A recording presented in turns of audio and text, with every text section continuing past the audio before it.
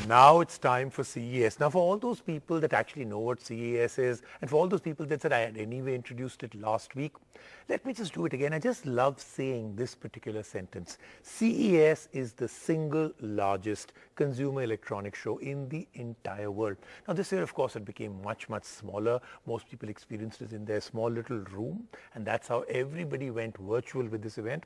But the kind of things that happened out there were still absolutely CinemaScope.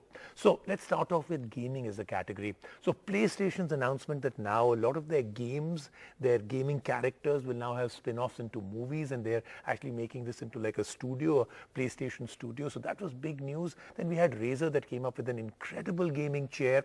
And of course, there were lots of other companies that came up with gaming laptops. And Acer had a very interesting one, a really jazzed up one, but not at a very expensive price. Sony announces PlayStation Studios.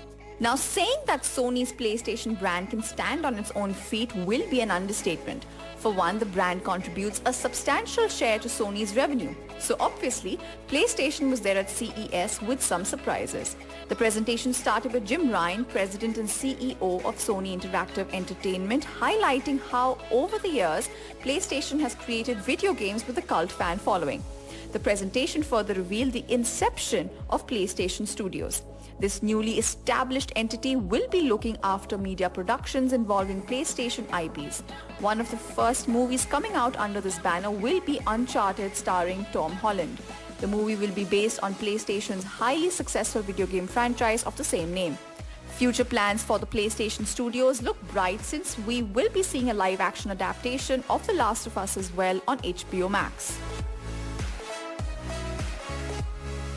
Climbing down the FPS ladder for a minute, it's time to talk about those friendly arcade games that ran the show back in the day, although with a twist. Arcade 1UP found CES to be the perfect opportunity to showcase a prototype for their Infinity gaming table. The concept behind this table is quite simple. It comes with a 24-inch touch screen on which users can play old-school board games like Monopoly, Uno, and even Snakes and Ladders. In addition to that, Infinity table owners can enjoy these games online as well with their friends. Arcade 1UP is planning to ship the first lot of tables in March of this year. Razer decided to show the world its vision of the future of gaming with Project Brooklyn. This concept gaming chair would make the Iron Throne look lame. And why not? This futuristic gaming chair has the potential to personify an immersive experience. Packing in a 60-inch rollable OLED panel and 4D modular armrests, this is every gamer's dream. If Razer was planning to raise some eyebrows with Project Brooklyn, they definitely succeeded, since this concept chair was trending all over the internet after its reveal.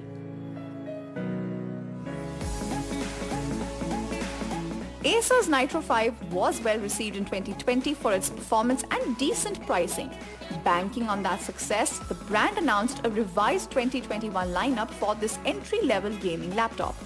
Most of the Nitro 5 units this year will be coming out with Ryzen 5000 series processors. The buyers can also configure their models depending on their budget. Nitro 5 will be available with a GTX 1650 GPU, which can be upgraded up to RTX 3080. According to the announcement, the base variant of this gaming laptop will start at $750, snowballing all the way up to $2,300 with options.